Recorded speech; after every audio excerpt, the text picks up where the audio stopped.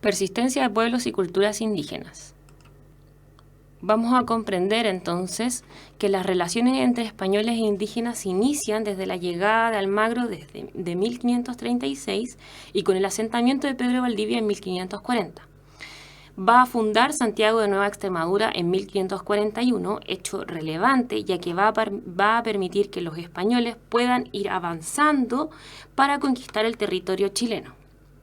La fundación de ciudades es un hecho sumamente relevante en términos de conquista y en términos de impacto de la cultura americana.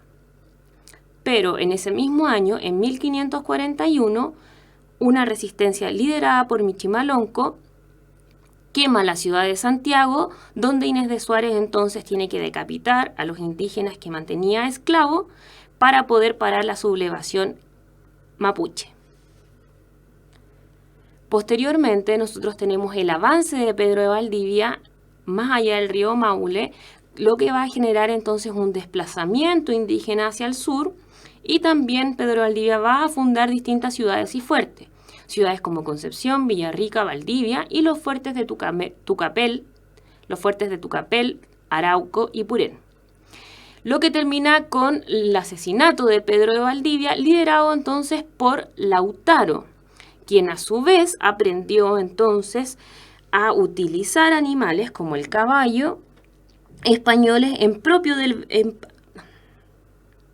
termina con el asesinato de Pedro de Valdivia, liderado por Lautaro, quien aprendió a manejar el caballo, animal introducido por los españoles, para lograr la resistencia mapuche. Un elemento estructurante de la conquista y de la colonia es la Guerra de Arauco, la guerra entre españoles y mapuche.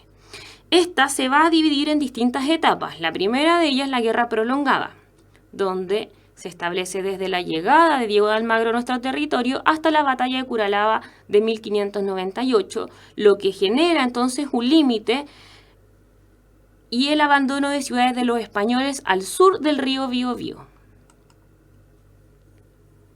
Tenemos posteriormente la guerra ofensiva creada e instaurada por el gobernador Alonso de Rivera, que se va a crear entonces una fuerza militar permanente en 1603 a través de un dinero denominado real situado que provenía del Perú.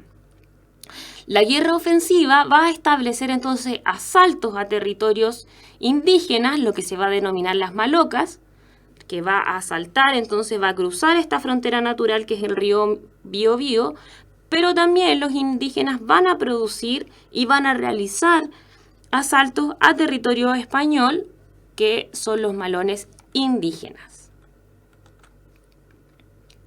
Posteriormente, el jesuita Luis de Valdivia va a promover una guerra defensiva en torno a una conversión pacífica al cristianismo, suspendiendo la captura de esclavos y prohibiendo traspasar la frontera de manera violenta.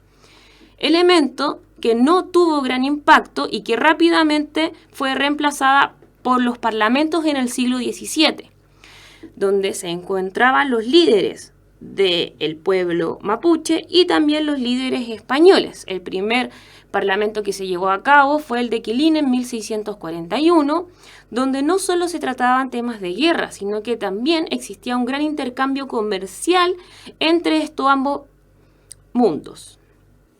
Se estableció como política de la corona los parlamentos a través de la dinastía Borbona, que fortaleció el pacto con indios amigos, que le otorgó cargos militares y también les dio un salario. Sin embargo, nosotros podemos establecer que hay un cierto fracaso del Parlamento debido a la ruptura de los acuerdos y que la élite no mantenía el apoyo de estos parlamentos, principalmente porque la élite lo que requería era mano de obra y por lo tanto necesitaba más bien indios esclavos. Por lo tanto, era más útil el asalto al territorio indígena que generar acuerdos a través de parlamentos. Por otra parte, nosotros a través de los parlamentos podemos analizar que hay un reconocimiento de la autonomía mapuche, ya que hay un límite y hay un encuentro de líderes.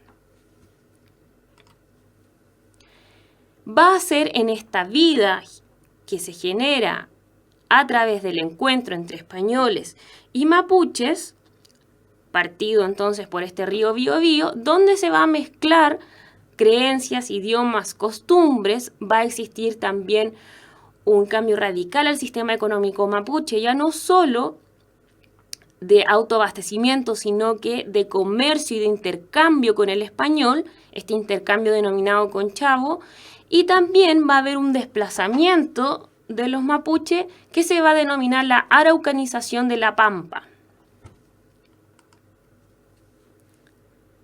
Así como nosotros podemos establecer resistencias del pueblo mapuche, también podemos analizar resistencias que ocurrieron en el norte de nuestro país, en Perú y Bolivia. Debido a los abusos y a los malos tratos, a las muertes y a la explotación, se organizan entonces y se lidera una resistencia atacameña en 1781, liderada por Tupac Amaru II, descendiente inca. Una resistencia que va desde el centro del Perú hasta San Pedro de Atacama. También existen otros tipos de resistencia liderada, por ejemplo, por Tupac Katari en Bolivia andina. Este encuentro cultural no solo conlleva guerra, sino que también podemos analizarla desde el elemento cultural como un sincretismo, que es el resultado del proceso que se lleva a cabo cuando dos o más pueblos entran en contacto y sus tradiciones comienzan a mezclarse. Podemos encontrar sincretismo en la alimentación, la exportación e importación de productos, ya comienza a existir un intercambio de alimentos. Hablamos también de un sincretismo religioso, donde América Latina en particular tiene una manera de adaptar la cristiandad que existe hasta el día de hoy, por ejemplo, las fiestas de Andacollo, las fiestas del norte, y también tenemos el elemento lingüístico, palabras que hasta el día de hoy provienen de la cultura indígena o el mismo castellano que hablamos hoy día que proviene de Europa. Y también tenemos el mestizaje, la mezcla entonces entre distintas etnias y mundos, principalmente entre el español, el indígena y el afrodescendiente que llegaron a América Latina. A partir de eso se va a generar un cuadro de castas que va a estructurar y va a jerarquizar la sociedad colonial. Esta mezcla de distintas culturas no era algo buscado por la corona española, sino que más bien fue un proceso que se llevó a cabo a través del tiempo de conquista y de la época colonial. Persistencia de pueblos y culturas indígenas.